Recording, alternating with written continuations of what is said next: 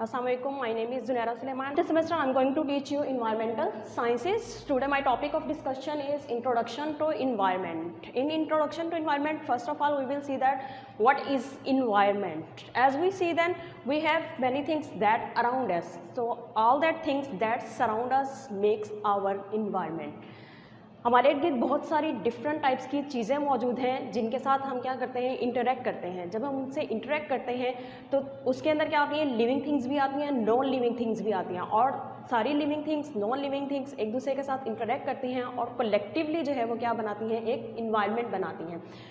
In simple word हम क्या कह सकते हैं कि इन्वायरमेंट क्या है. Environment is a combination of various physical and biological elements that effect the life of N organisms.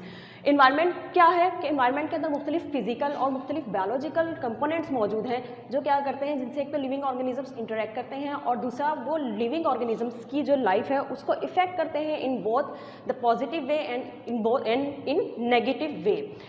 Simply हम क्या सकते हैं कि कोई भी चीज़ जो हमारे इर्द गिर्द मौजूद है वो हमारा इन्वायरमेंट बनाती है और डायरेक्टली या इनडायरेक्टली जो है वो हमसे इंटर रिलेट करती है. बेसिकली क्या है, इन्वायरमेंट के अंदर दो चीज़ें मौजूद होती हैं. Environment consist of two things. किस किस चीज़ पे है, बायोटिक फैक्टर्स होते हैं और एबायोटिक फैक्टर्स होते हैं. बायोटिक फैक्टर्स में क्या आती हैं, तमाम लिविंग ऑर्गेनिजम्स आते हैं. लिविंग ऑर्गेनिजम्स के अंदर कौन कौन आ जाएगा, itself we are living organisms. इसके अलावा प्लांट्स हैं, एनिमल्स हैं, माइक्रो ऑर्गेनिजम्स हैं. जो प्लांट्स, एनिमल्स, माइक्रो ऑर्गेनिजम्स हैं आपस में भी इंटरेक्ट करते हैं. इसके अलावा हमारे इन्वायरमेंट के अंदर जितनी भी हमारे इर्द जितनी भी दूसरी चीज़ें मौजूद हैं उनसे भी इंटरेक्ट करते हैं. लिविंग थिंग्स के अलावा हमारे इन्वायरमेंट के अंदर हमारे इर्द गिर्द और जो दूसरी चीज़ें मौजूद हैं उनको हम क्या कहते हैं, एबायोटिक फैक्टर्स या एबायोटिक थिंग्स, जिनको हम नॉन लिविंग थिंग्स कहते हैं. जिसमें मेन क्या है, वाटर है, सॉइल है, मिनरल्स हैं, टेम्परेचर है, विंड है, लाइट है, न्यूट्रिएंट्स हैं एंड ह्यूमिडिटी है. अब आपने देखा होगा कि जितने भी लिविंग ऑर्गेनिजम्स हैं, इन जितनी भी नॉन लिविंग ऑर्गेनिजम्स हैं, नॉन लिविंग थिंग्स हैं, इनके बगैर जो है वो लाइफ पॉसिबल नहीं है. तो इट्स मीन क्या कि for the sustaining of life क्या है कि जितने भी लिविंग ऑर्गेनिजम्स हैं वो नॉन लिविंग थिंग्स के साथ इंटरेक्ट करते हैं और उनके साथ इंटरेक्ट करते हैं. एज अ रिजल्ट क्या होता है कि हमारी क्या है, एक लाइफ साइकिल जो है वो रन करता है. तो हम कह सकते हैं कि हमारे इन्वायरमेंट, जो हमारा इन्वायरमेंट है वो बेसिकली बेस करता है बायोटिक फैक्टर्स पे और एबायोटिक फैक्टर्स पे. ये सारी की सारी चीज़ें हमारे इर्द गिर्द मौजूद हैं, एक दूसरे के साथ इंटरेक्ट करती हैं और एक दूसरे से अलग नहीं हो सकती. क्योंकि अगर हमारे यहाँ इर्द गिर्द वाटर मौजूद ना हो तो ओबियसली लिविंग ऑर्गेनिजम्स के लिए सर्वाइव करना मुश्किल है. अगर ह्यूमिडिटी ना हो तो सर्वाइव प्लांट्स के लिए सर्वाइव करना मुश्किल है. अगर मुख्तलिफ मिनरल्स या न्यूट्रिएंट्स ना हो तो मुख्तलिफ प्लांट्स या ग्रो नहीं कर सकते. इसी तरह लाइट का होना ज़रूरी है, टेम्परेचर जो है वो इम्पॉर्टेंट है. तो इसीलिए हम कहते हैं कि इन्वायरमेंट बेसिकली क्या है कि जितनी चीज़ें हमारे इर्द गिर्द हैं जो हमें सराउंड करती हैं वो सारी की सारी कलेक्टिवली जो है वो इन्वायरमेंट बनाती हैं. नेक्स्ट आ जाता है कि environmental sciences. Environmental sciences basically है क्या और इसको हम क्यों पढ़ते हैं. जैसे कि नाम से ही पता चल रहा है कि इन्वायरमेंटल साइंसेस है, इट्स मीन के साइंस की कोई ऐसी ब्रांच है जिसमें हम क्या करते हैं, इन्वायरमेंट से रिलेटेड पढ़ते हैं, इन्वायरमेंट के बारे में स्टडी करते हैं. इन्वायरमेंट के बारे में स्टडी करने से मतलब ये कि इन्वायरमेंट के क्या क्या इशूज़ हैं, कौन कौन से प्रॉब्लम्स हैं जो कि फेस करना पड़ रहे हैं, किस तरह के वो प्रॉब्लम्स हैं, उन प्रॉब्लम्स को कैसे फेस किया जा सकता है और या फिर हम ये कह सकते हैं कि उन प्रॉब्लम्स को हम किस तरह से मिनिमाइज कर सकते हैं. वो सारे की सारी स्टडीज़ जो है वो हम इन्वायरमेंटल साइंसेज में करते हैं. इसी वजह से इन्वायरमेंटल साइंसेज को कहा जाता है कि ये इंटरडिसिप्लिनरी एक एकेडमिक फील्ड है जिसके अंदर मुख्तलिफ जो फील्ड्स हैं वो इंटीग्रेट होती हैं. चाहे फिजिकल आ गई, बायोलॉजिकल आ गई, इंफॉर्मेशन साइंसेज आ गई, इकोलॉजी आ गई, biology, physics, chemistry, plant sciences, zoology, soil sciences, सारी की सारी जितनी भी हमारी साइंस की फील्ड्स हैं वो मिलकर जो है वो काम करती हैं, इंटीग्रेट करती हैं किस चीज़ को, कि हमारे इन्वायरमेंट के कौन कौन से इश्यूज़ हैं, कौन कौन से प्रॉब्लम्स हैं जो कि हमारे इन्वायरमेंट के हैं और जिनको हम क्या कर सकते हैं, रिजॉल्व कर सकते हैं ताकि जो हमारा इन्वायरमेंट है वो अपनी ओरिजिनल फॉर्म में जो है वो एग्जिस्ट कर सके. मुख्तलिफ जो हमारे पास स्पीशीज़ मौजूद है उनका हैबिटेट डिस्ट्रक्ट ना हो, हमारा जो नेचुरल इन्वायरमेंट है वो डिस्ट्रक्ट ना हो और जो पोल्यूशन के जो मेन रीजंस बन रही हैं उन पोल्यूशन को हम कंट्रोल कर सकें. चाहे वो पोल्यूशन सॉइल पोल्यूशन आ जाती है, चाहे वो वाटर पोल्यूशन आ जाती है, चाहे वो जो है वो लैंड पोल्यूशन आ जाती है. अगर हमें मेन पता होगा कि कौन सी रीजंस हैं, क्या बेसिकली वजूहात हैं जिसकी वजह से पोल्यूशन अराइजेज हो रही है, तो हम क्या कर सकते हैं, हम उनका सोल्यूशंस फाइंड आउट कर सकते हैं. या हम इन अदर वर्ड्स ये कहूँ कि हम उसको कंट्रोल कर सकते हैं। अब यहाँ पे इन्वायरमेंटल साइंसेज के अंदर मैंने बताया कि सारी साइंसेज है, इकोलॉजी है, बायोलॉजी है, तो ये सारी के सारी इंटरडिसिप्लिनरी इन्वायरमेंटल साइंसेज जो है वो इंटरडिसिप्लिनरी साइंसेज को इसी वजह से कहा जाता है कि इन्वायरमेंटल साइंसेज के अंडर सारी साइंसेज जो हैं वो कलेक्टिवली कोलेबोरेट करके मुख्तलिफ इन्वायरमेंट के जो इश्यूज़ हैं, जो भी प्रॉब्लम्स हैं, उनको जो है वो रिजॉल्व करती है। अब हम देखेंगे कि इन्वायरमेंटल साइंसेज जो है वो बेसिकली क्या क्या मेन जो है काम है या जो इसका मेन फोकस है वो किस चीज़ पे है और किस किस चीज़ के लिए जो है वो मेन इसने अपना टारगेट करती है। इन्वायरमेंटल साइंसेज एक वास्ट फील्ड है, जैसे मैंने आपको बताया कि जितने भी हमारे इन्वायरमेंटल इश्यूज़ हैं, चाहे वो किसी भी पोल्यूशन से रिलेटेड है, चाहे वो डिग्रेडेशन से रिलेटेड है, चाहे वो हैबिटेट डिस्ट्रक्शन से रिलेटेड है, चाहे वो जो डिफरेंट बायोडाइवर्सिटी से रिलेटेड है, या फिर हमारी जो मुख्तलिफ स्पीशीज़ हैं जो कि इन्वायरमेंट से एक्सटिंक्ट हो रही हैं उनसे रिलेटेड हैं, उनके बारे में जो है वो ये काम करती है। किस तरह से काम करती है, किस तरह से लोगों को जो है ये अवेयरनेस का या लोग का या इंफॉर्मेशन का काम करती है, इसमें हम देखते हैं it works to analyze complex environmental, it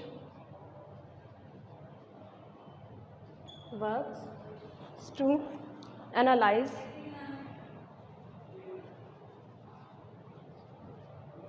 complex environmental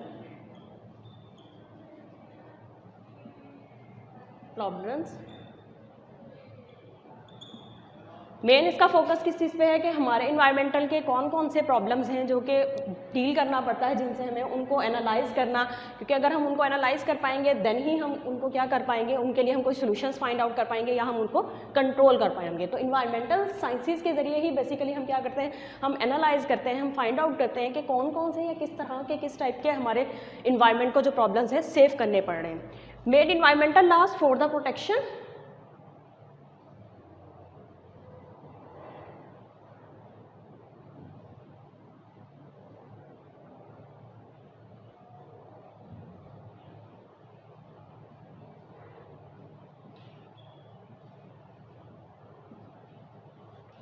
for the protection of environment।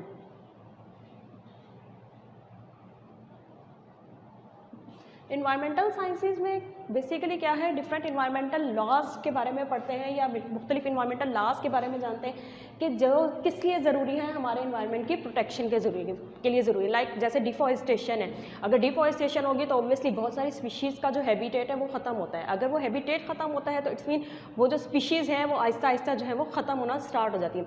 इसके अलावा अगर डिफॉरेस्टेशन होगी तो ऑब्वियसली सॉइल एरोजन के चांसेस बहुत ज़्यादा हो जाते हैं। डिफॉरेस्टेशन होगी तो एयर पोल्यूशन कॉज करने के बहुत ज़्यादा वजूहत होती है।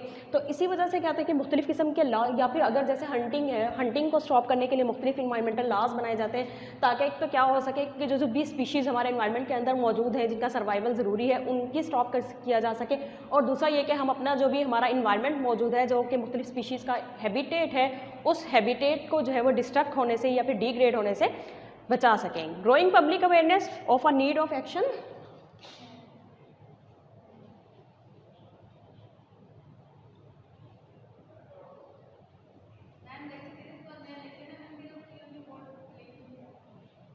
growing public awareness of a need of action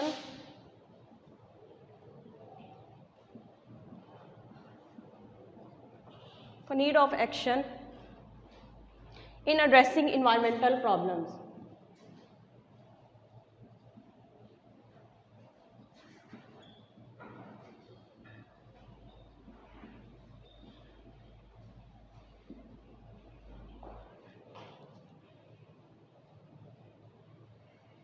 next है कि लोगों के अंदर अवेयरनेस जनरेट करना कि किस तरह से अगर कोई भी इन्वायरमेंटल इश्यूज जो है वो उनका सामने आते हैं तो उस तरह उनको जो है वो किस तरह से कंट्रोल कर सकते हैं। लोगों को अवेयरनेस देना कि लाइक दैट अगर डिफॉरेस्टेशन हो रही है, अगर हम हंटिंग करते हैं, अगर हम कोई भी हमारे जो वेस्ट है या गार्बेज है अगर हम उसको ओपन एरियाज़ में फेंकते हैं तो वो किस तरह से हमारे जो है इन्वायरमेंट को डिस्ट्रक्ट कर सकता है या फिर हमारे इन्वायरमेंट को जो है वो डिटेरियोरेट कर सकता है। तो उसके लिए ज़रूरी है कि हम पब्लिक अवेयरनेस जो है वो दी जाए, क्योंकि पब्लिक अवेयरनेस होगी जिस तरह से लोगों को पता चलेगा कि कौन कौन से ऐसे मेन फैक्टर्स हैं जो कि हमारे इन्वायरमेंट को इफेक्ट करते हैं, तो उसके ज़रिए हम क्या कर सकते हैं कि बहुत हद तक जो है वो अपनी इन्वायरमेंट की पोल्यूशन को या अपने इन्वायरमेंट को उसके ओरिजिनल फॉर्म में मेंटेन करने में अपना रोल प्ले कर सकते हैं। तो बेसिकली जब हम इन्वायरमेंटल साइंसेस पढ़ते हैं तो उसके ज़रिए हमें ज़रूर अवेयरनेस मिलती है कि किस तरह से किसी भी सिचुएशन के अंदर या किस तरह से किसी भी प्रॉब्लम को हम हैंडल कर सकते हैं ताकि, या ज़रूरी एक्शंस दे सकते हैं ताकि जो हमारा इन्वायरमेंट है वो सेफ रह सके। नेक्स्ट है natural resources conservation and management.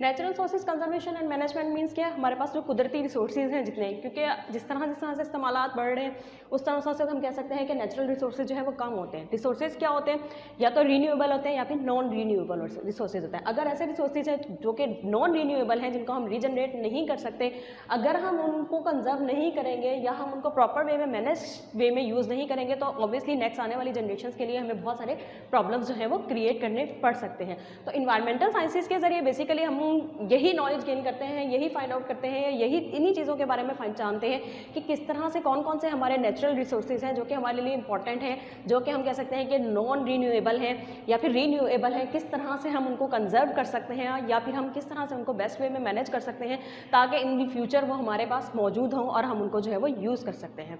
Environmental education के जो है कुछ मेन ऑब्जेक्टिव्स हैं इसके।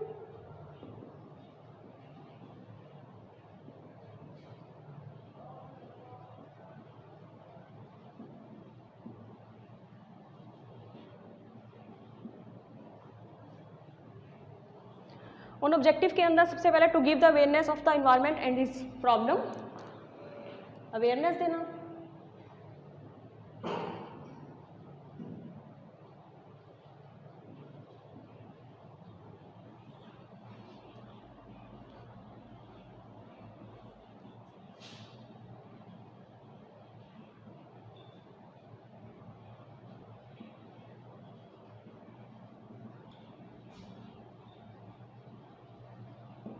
कि अपने हमारे इन्वायरमेंट के बारे में इंफॉर्मेशन, अवेयरनेस देना कि क्या क्या है और कौन कौन से प्रॉब्लम किस तरह से जनरेट हो सकते हैं, क्या क्या चीज़ें हैं जो हमारे इन्वायरमेंट को के लिए प्रॉब्लम कॉज कर सकती हैं। Basic knowledge to understand inter relationship between the man and the environment.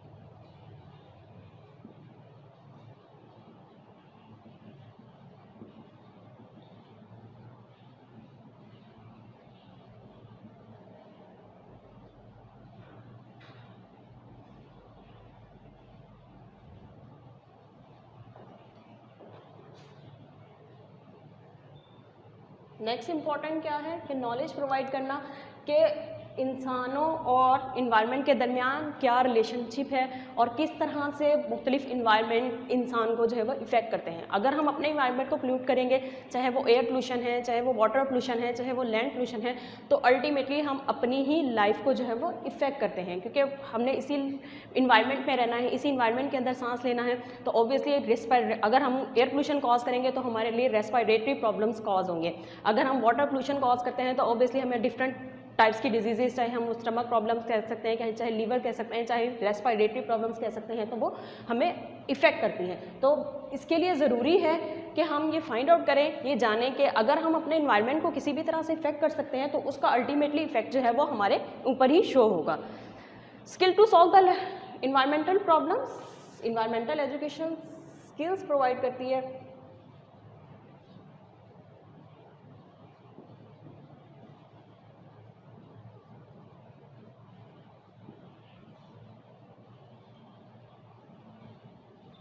कि किस तरह से हम अपने इन्वायरमेंटल के जितने भी प्रॉब्लम्स हैं उनको जो है वो सॉल्व कर सकते हैं। और जो मोस्ट इम्पॉर्टेंट थिंग्स दैट के सेंस ऑफ रिस्पॉन्सिबिलिटी,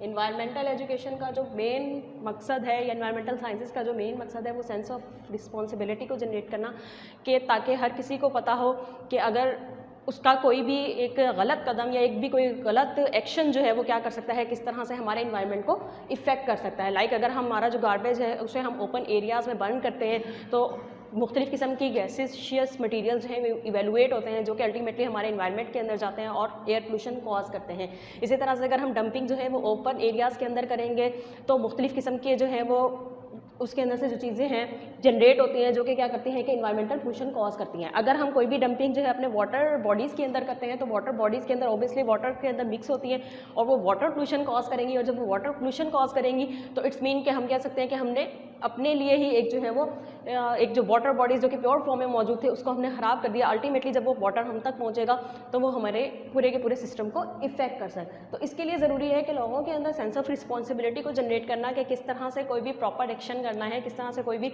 अगर आप कर रहे हैं तो उसका इन फ्यूचर क्या इफेक्ट हो सकता है। सेंस ऑफ रिस्पॉन्सिबिलिटी एक और इम्पॉर्टेंट चीज़ क्या कि जो हम जनरल ट्रांसपोर्टेशन का अगर हम इस्तेमाल करें, हम जो अपनी प्राइवेट गाड़ियाँ यूज़ कर रहे हैं, क्योंकि बर्निंग ऑफ फ्यूल होती है, बर्निंग ऑफ फ्यूल की वजह से क्या होता है, बहुत ज़्यादा अमाउंट में मुख्तलिफ गैशियस मटीरियल जो है वो जनरेट होता है, और वो गैशियस मटीरियल कहाँ जाता है, एयर में जाएगा। एयर में जाएगा तो अल्टीमेटली क्या करेगा, वो पोल्यूशन कॉज करेगा।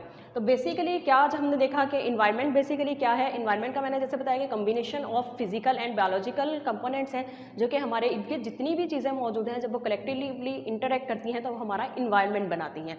इन्वायरमेंट के बेसिकली दो फैक्टर्स हैं, एक एबायोटिक होते हैं और बायोटिक फैक्टर्स होते हैं। एबायोटिक फैक्टर्स बेसिकली जितने भी नॉन लिविंग थिंग्स हैं, चाहे वो वाटर है, ह्यूमिडिटी है, टेम्परेचर है, विंड है, मुख्तलिफ न्यूट्रिएंट्स हैं, वो सारे के सारे एबायोटिक कहलाते हैं। और बायोटिक में जितने भी लिविंग ऑर्गेनिजम्स हैं, जैसे प्लांट्स हैं, एनिमल्स हैं, माइक्रो ऑर्गेनिजम्स हैं, वो सारे के सारे बायोटिक फैक्टर्स हैं। जब ये दोनों एक जगह पे रहते हैं, इंटरेक्ट करते हैं, एज अ रिजल्ट क्या चीज़ जनरेट होती है, वो हमारा इन्वायरमेंट कहलाता है। और ये दोनों ऐसी चीज़ें हैं जो कि एक दूसरे के साथ इंटरेक्ट करती हैं और एक दूसरे से जो है वो आइसोलेट नहीं हो सकती।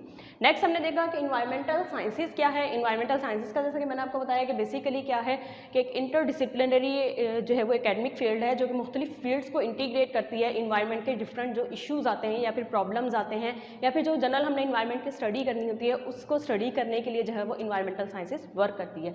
बेसिकली मेन इसका फोकस क्या होता है कि मुख्तलिफ इन्वायरमेंट के प्रॉब्लम्स को देखना कि कौन कौन से इन्वायरमेंटल इश्यूज़ हैं जो कि फेस करने पड़ रहे हैं, किस तरह से हम उसको प्रोटेक्ट कर सकते हैं, किस तरह से हम जो है वो पब्लिक अवेयरनेस दे सकते हैं ताकि हम उसको कंट्रोल कर सकें, अपने नेचुरल रिसोर्सेज को जो है वो किस तरह से कंजर्व और मैनेज कर सकते हैं। इसके अलावा हमने क्या देखा कि ऑब्जेक्टिव क्या है इन्वायरमेंटल स्टडीज़ का, कि किस तरह से हम लोगों को अवेयरनेस दे के अपने इन्वायरमेंट को प्रोटेक्ट कर सकते हैं, किस तरह से नॉलेज जो है देना कि किस इन्वायरमेंट के दरमियान किस तरह से इंटर रिलेशनशिप डिवेलप होता है, उसके बारे में मुख्तलिफ इन्वायरमेंटल प्रॉब्लम्स को हम कैसे सॉल्व कर सकते हैं वो, और sense of responsibilities. Thank you.